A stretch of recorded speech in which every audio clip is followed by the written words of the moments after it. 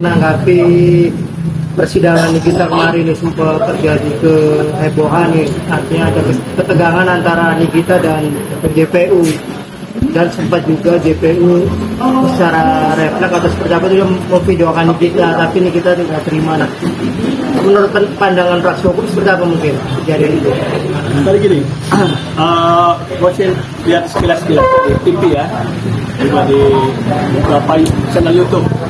Memang seru ya, seru, rame, tiap pagi melihat juga di TV ya. Artinya ini keberanian seorang Nikita berani. Sebetulnya gue nggak ngeliat Nikita atau bukan, tapi ini seorang yang memang dalam hal ini masuk atau tidak, ya kan? Divonis bersalah dan atau tidak. Ini kan perjuangan seorang, dalam hal ini dia terdakwa ya.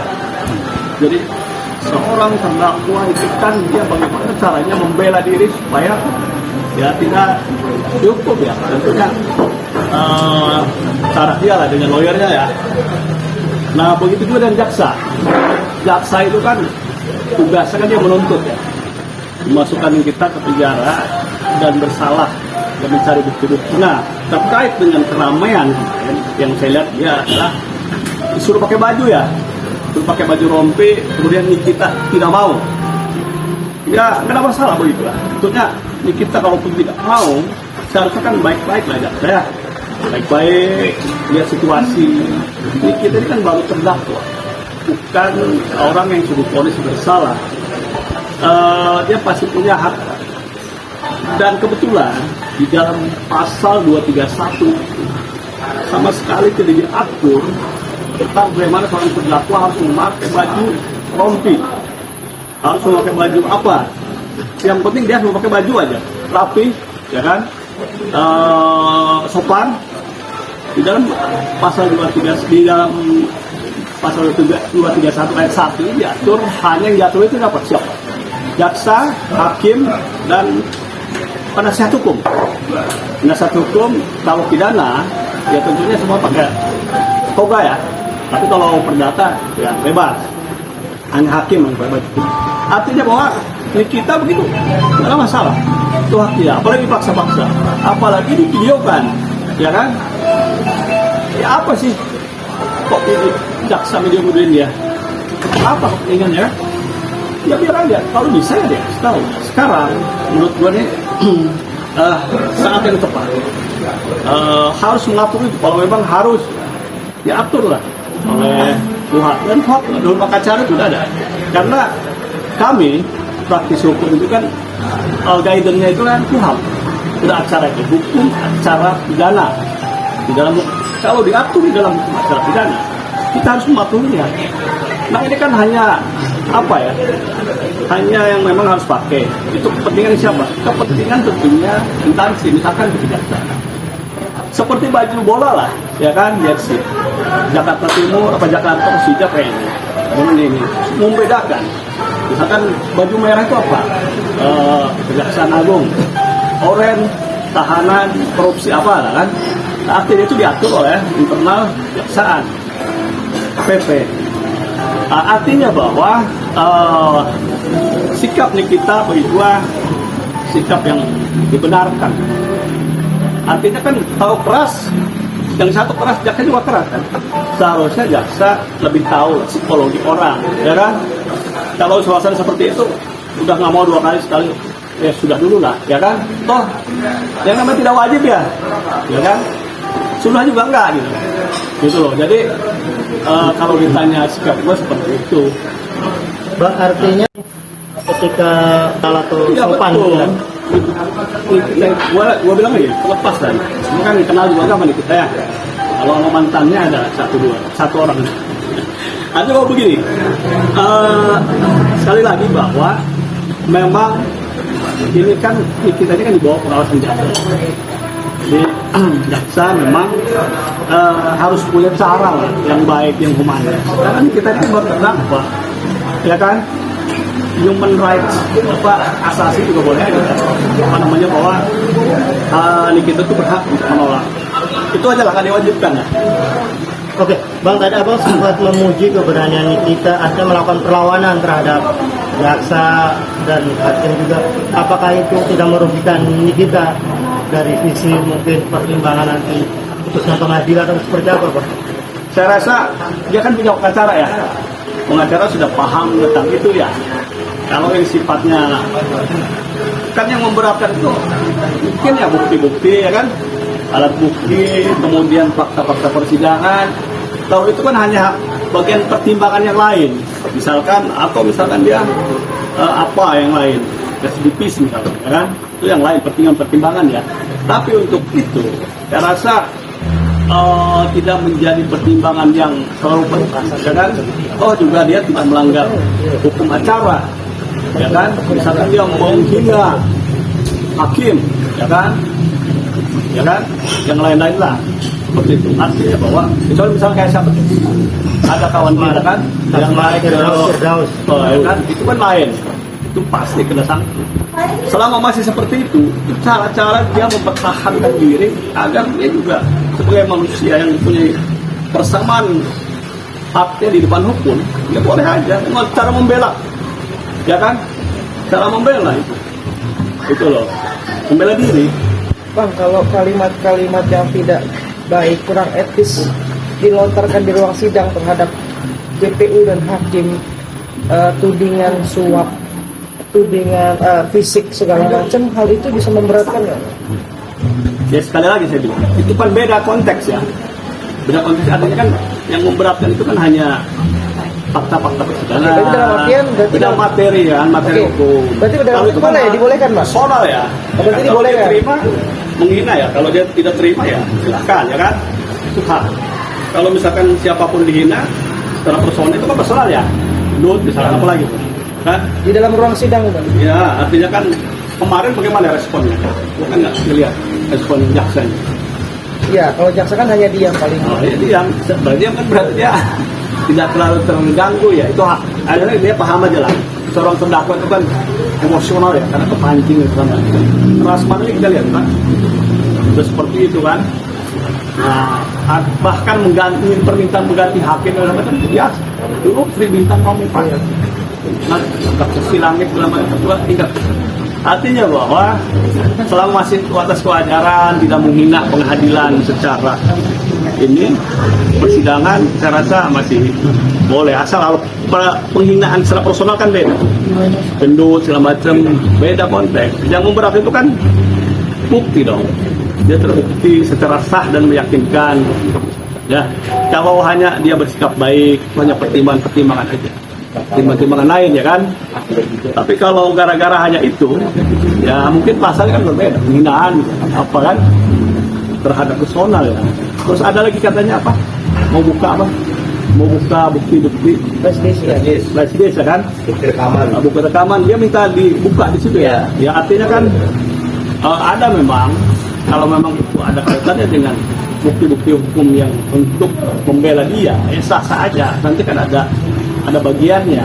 Tapi hakim juga misalnya menolak, ada juga punya hak untuk mengesampingkan alat bukti apa yang sifatnya diperoleh secara melawan hukum, bukti video misalkan, ada rekayasa itu boleh hakim menolak.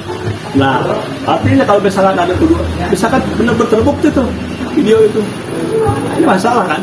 Itu makanya sekarang ya jangan sampai kalau penegak hukum itu jaksa, hakim, jangan macam-macam lah kan.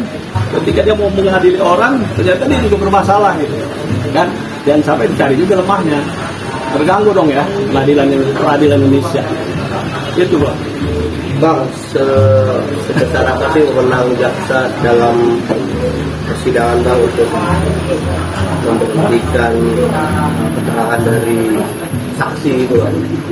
Yang punya kewenangan itu kan di dalam persidangan itu kan hakim, ya kan? Hakim. Kalau jaksa ini kan tugasnya menghadirkan terdakwa, membuat tuntutan, membuktikan tuntutannya, ya kan? Sehingga diserahkan kepada hakim, menjadi pertimbangan hakim untuk mengambil keputusan apakah salah atau tidak. Kemudian terdakwa pun masih diberi kesempatan membela diri, apa yang menyiapkan bukti-bukti. Nah kalau jaksa itu kan batasannya menghadirkan kalau memang dia menjadi terdakwa, kemudian menghadirkan bukti-bukti, menghadirkan saksi-saksi, sehingga tuduhan dia dapat dibuktikan. Kemudian ketika misalkan tidak dapat, sudah terbukti di tingkat pertama, kan terdakwa juga punya hak banding, dia juga punya hak banding juga.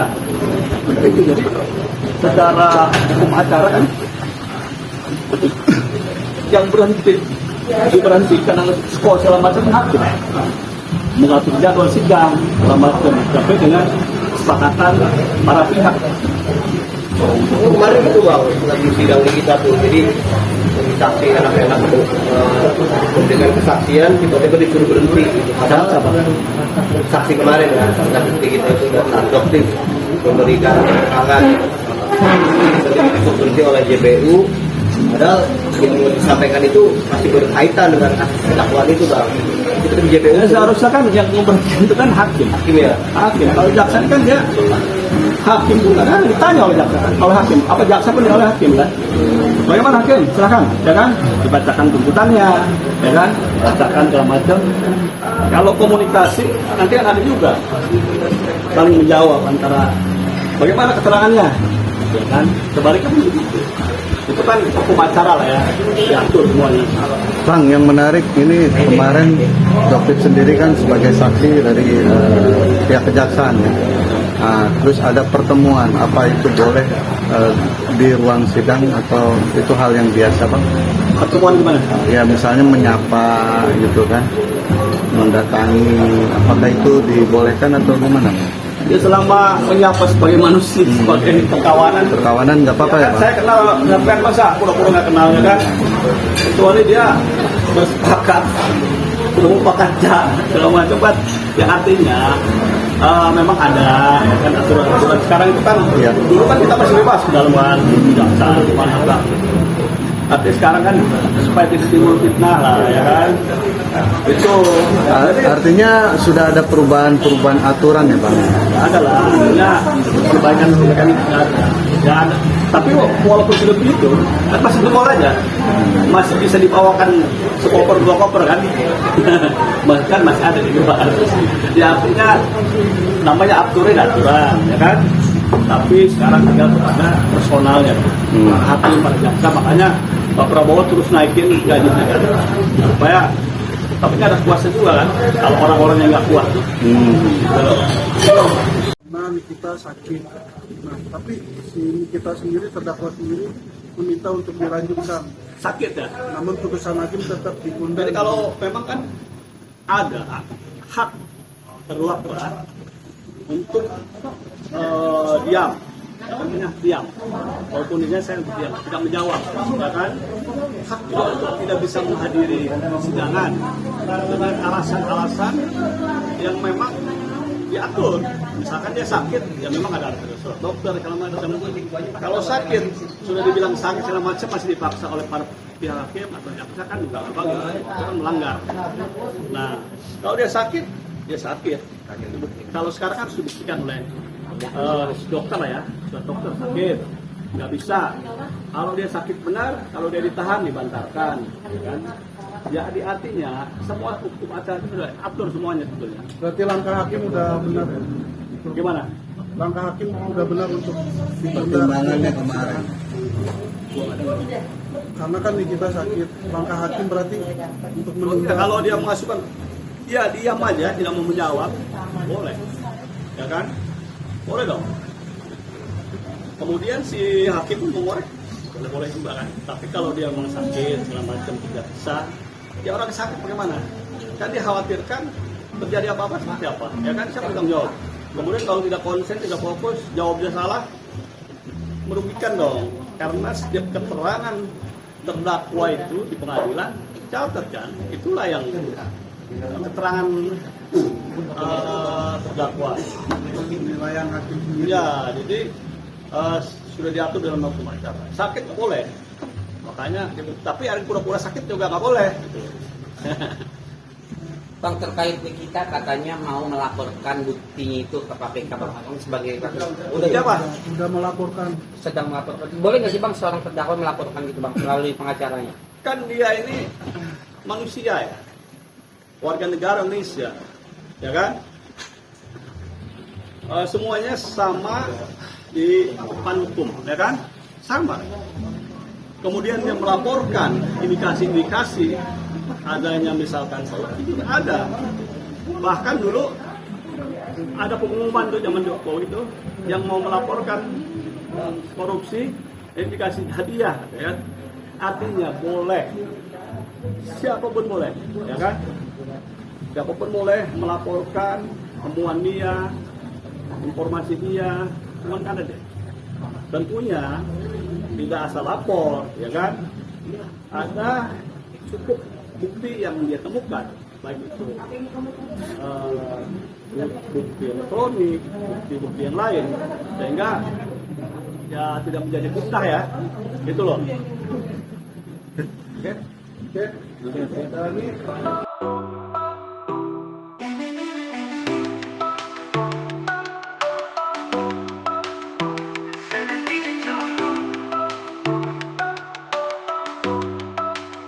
Sana digital. Sana digital.